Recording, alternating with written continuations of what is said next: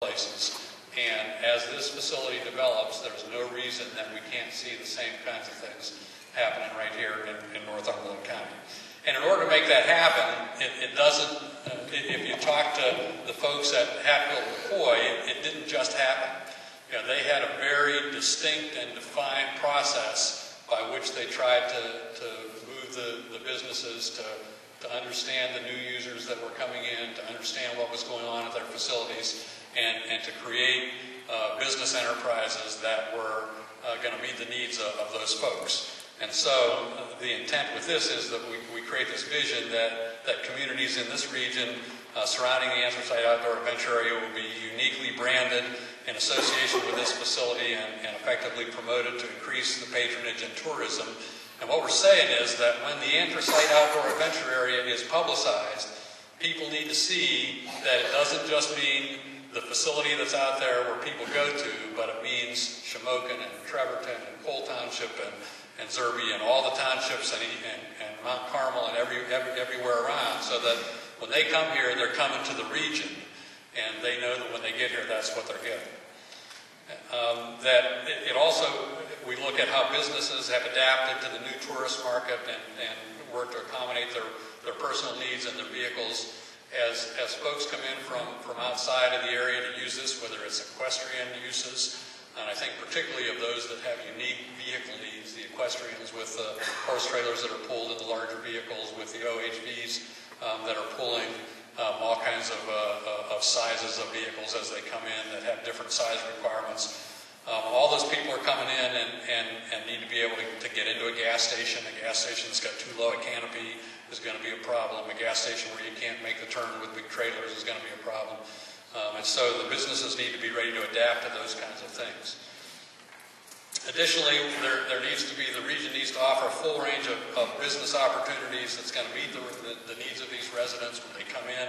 A lot of them are going to be here to stay overnight. There's going to need to be accommodations for that. They're going to need to eat. They're going to need to spend their money on food and fuel and repairs to their vehicles and all kinds of things like that. So that it has to be set up to do that. And the last point on this really is kind of significant, and it's that the leadership and the volunteers in the community have to be organized and motivated to make these things happen. That you have to start to see that the potential is coming. And we've already seen that with a number of businesses and organizations that we've talked with. And we see that already a number of businesses have either opened new or expanded their business. The Mountainside Motorsports opened September 1st in Trevorton, and that's a new business. That's a direct result of the potential for OHV and particularly ATV use. The Sunoco gas station has expanded their business with ice cream and being able to make subs, and they've attributed that directly to the use that is already coming and that they expect will come. The EMS Off-Road currently says that 80% of its business is from out of state. That means that folks are already coming in, and it can just keep happening.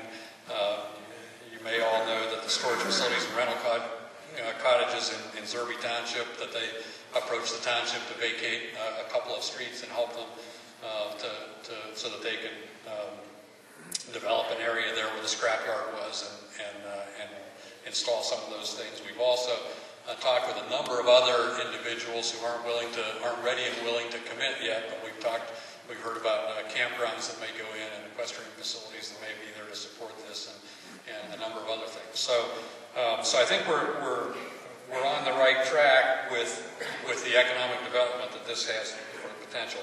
I think one of the things that people ask is what are the kinds of facilities that we see being impacted or specifically needing to be increased as it comes in. And I think the biggest one probably is lodging. I think there's going to be a big demand for additional campsites, and the campsites may be of different varieties. They may be campsites that cater to specific kinds of groups, and that's going to be important, whether it's equestrian groups or whether it's families, or whether it's primitive, or whether it's ones that cater to the higher end vehicles.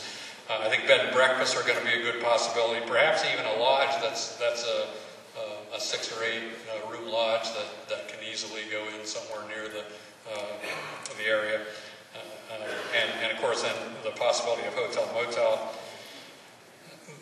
The other big one is going to be the restaurant bar industry. When you're bringing people in here, they're going to be here long enough, whether they're here overnight or for multiple nights or even here for the day, that it's going to affect the restaurant bar industry. Of course, gasoline, OHV, ATV repairs. And we also see, I think that the equestrian is going to be another one as the horses start to use the facility. I think that's another strong potential for bringing some additional folks in and affecting the economic development. All right. I'm done this time. John's really on.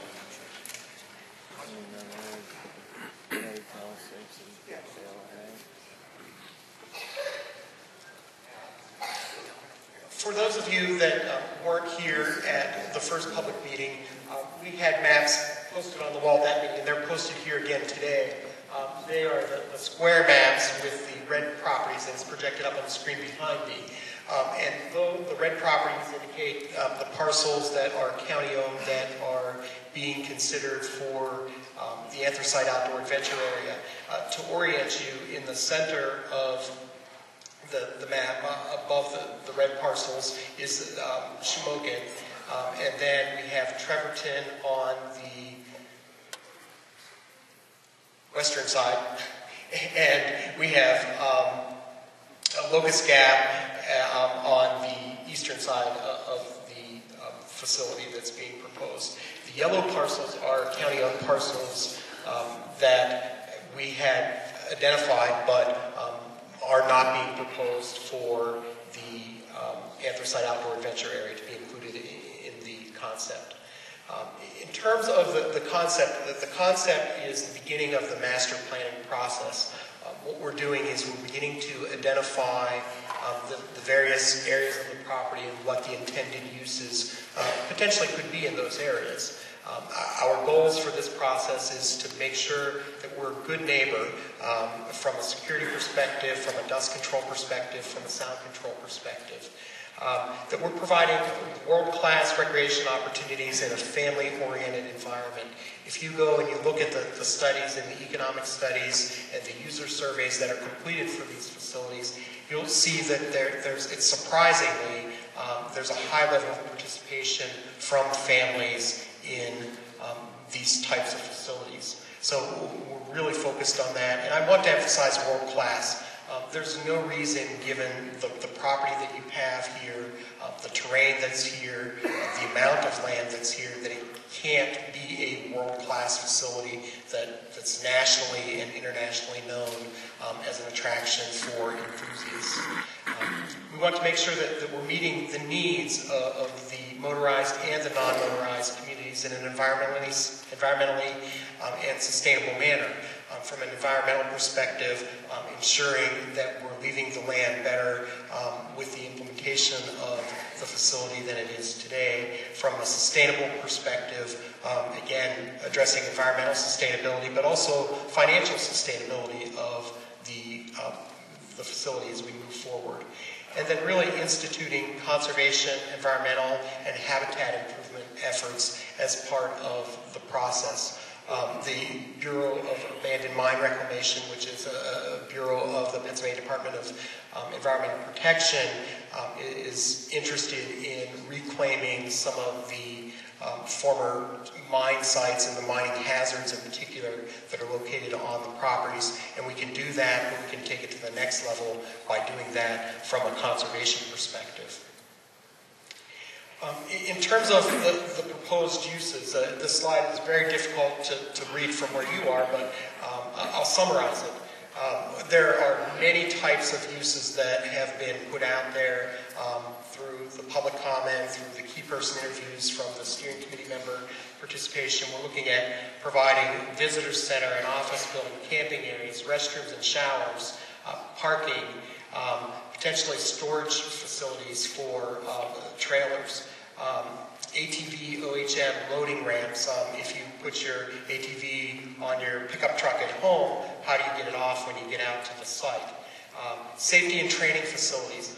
There's a real demand to make sure that when you come out to recreate on the property, that you understand how to operate the vehicle that you're in, whether it's full size, doing off-road activities, or a motorcycle, an off-road motorcycle, to make sure that if you're a beginner, we can take you through the training course, we can provide you with the test areas so you can go out and become comfortable with the equipment that you're going to be riding during your stay.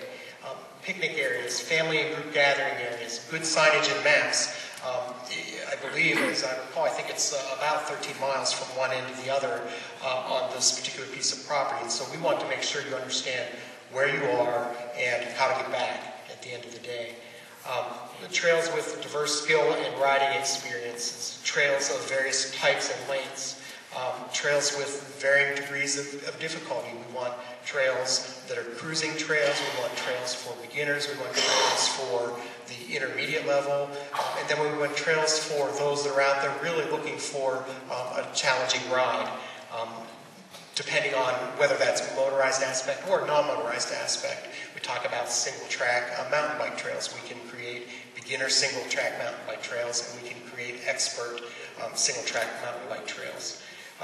Hill climbs, water and play areas, connecting to surrounding areas, providing rock crawl areas, play areas, obstacle courses, looking at hill climb areas. And that's really, that list is focusing on more the motorized aspect. When we talk about proposals on the non-motorized end, again, having campground separated from the motorized campground that would be non-motorized oriented, whether that's individual campsites or group camp areas, equestrian accommodations, equestrian trails, hiking trails, mountain biking trails, environmental and geological interpretation, bird watching, wildlife viewing trails.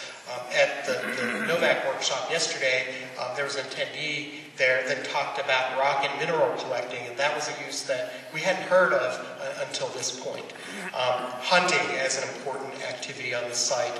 I've already mentioned the conservation and habitat restoration, the restoring of the mine lands and features, climbing, rappelling, bouldering, geocaching. Geocaching is a growing sport, and it's a really good way to market your area. It's a good way to market the historical aspects of the site, to lead people to begin to learn about the history of the Anthracite region. Something we refer to as canopy tours, zip lines, where you can come in and buy a pass to ride a zip line through the tree canopy, and potentially a paintball area. Now, all of these have been proposed and suggested. We're still in the process of evaluating exactly what form or which of these components will take place. But I can tell you that there's a very strong emphasis to accommodate both the motorized perspective and the non-motorized perspective. And our concept plan begins to illustrate that. This is the concept plan. It's a 8-foot long map, and they're hanging on the walls to the left and right. There are 2 on each wall. What I'm going to do is I'm going to orient you to the graphic on the screen, which I know that you can't read from where you're sitting, but then we'll zoom in and begin to talk about what is being proposed. Again, in the center we have Shamokin, and then to the west we have Trevorton, and then to the east we have Locust Gap and the Mount Carmel area. In terms of the existing traffic patterns, we have State Route 125, if you're familiar with that. That really bisects the center of the properties, and so we refer to it for planning purposes as the eastern section and the western portion of the proposed facility. So we're zooming in now. The highlight on the bottom indicates what portion of the property that we are looking at. And in this case, we're looking at the portion of the property that is immediately east of State Route 125. In the center there, with the orange tone to it, that is proposed to be the main access point into the Anthracite Outdoor Adventure area. That's where we'll have the visitor service office, we'll have the management operations, headquarters will be here. As you arrive, you'll come in, you'll check in at the visitor services, you'll then go continue beyond visitor services to unloading and parking area. park your vehicles, and then there'll be a staging area if you're coming in for motorized activities. You can take your vehicles off and get them started, get them warmed up. Beyond that, as we extend further to the east,